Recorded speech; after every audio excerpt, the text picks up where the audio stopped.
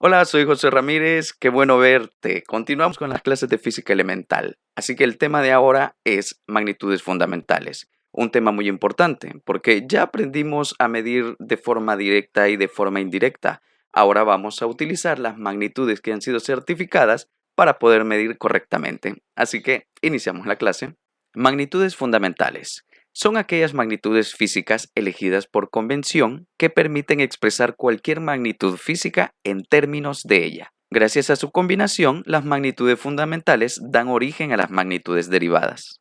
El sistema internacional considera actualmente 7 cantidades básicas. Las primeras 3 son las necesarias para el estudio de la mecánica, es decir, la masa, la longitud y el tiempo. Sin embargo, al estudiar termodinámica, electricidad y fotometría, es necesario introducir otras magnitudes físicas fundamentales: la temperatura, intensidad de corriente, intensidad luminosa y la cantidad de sustancia. Ahora entendemos que hay una magnitud fundamental para cada tipo de medición en cada rama de la ciencia. Esto está hermoso. Continuemos. La tabla del Sistema Internacional de Unidades. Bien, como podemos ver, tenemos la magnitud, la unidad y el símbolo. Estas son las magnitudes fundamentales. Tenemos la longitud, que equivale al metro, la masa al kilómetro, el tiempo al segundo, la temperatura al Kelvin, la intensidad de corriente al amperio, la intensidad luminosa a la candela y la cantidad de sustancia al mol. Puedes ponerle pausa al video para que puedas ver cada una de ellas. Ahora continuemos con el significado de cada una. Longitud es un concepto métrico definible para entidades geométricas, sobre las que se ha definido una distancia, y vemos un ejemplo de longitud. Masa.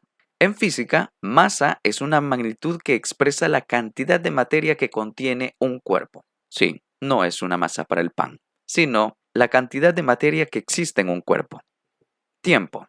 Es una magnitud física con la que medimos la duración o separación de acontecimientos, sujetos a cambios, de los sistemas sujetos a observación. Ok, stop. Algo que quede muy claro acá. El tiempo no se mide en el reloj o en el cronómetro, sino que para la física se mide en magnitud de los acontecimientos que pasan. Como el tiempo es intangible, se mide dependiendo de los acontecimientos. Que esto te quede muy claro porque ya no es de la forma normal donde vemos que el reloj dice qué es el tiempo, sino los acontecimientos que suceden. Continuemos. Temperatura. Es una magnitud referida a la noción común de calor medible mediante un termómetro. En física, se define como una magnitud escalar relacionada con la energía interna de un sistema termodinámico, definida por el principio cero de la termodinámica, algo de lo que vamos a ver más adelante. Continuamos. Intensidad de corriente. La corriente eléctrica es la circulación de cargas eléctricas en un circuito eléctrico. Muy fácil, ¿no?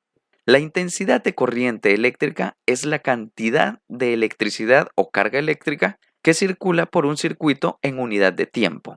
Ahora ves la diferencia entre corriente eléctrica e intensidad de corriente eléctrica. Muy fácil. Continuemos. Intensidad luminosa. En fotometría, la intensidad luminosa se define como la cantidad de flujo luminoso que emite una fuente por unidad de ángulo sólido. Esto es increíble. Y continuamos. Cantidad de sustancia. Suele denominarse como cantidad química. La unidad del sistema internacional las utiliza para las cantidades de sustancias en mol. El mol se define como la cantidad de sustancia que tiene un número de entidades elementales como átomos que existen en 12 gramos de carbono 12. Bien, la conclusión. Concluimos que las magnitudes fundamentales están conformadas por 7 principales. Estas son longitud, masa, tiempo, temperatura, intensidad eléctrica, intensidad luminosa y cantidad de sustancia. Esto no se te va a olvidar nunca.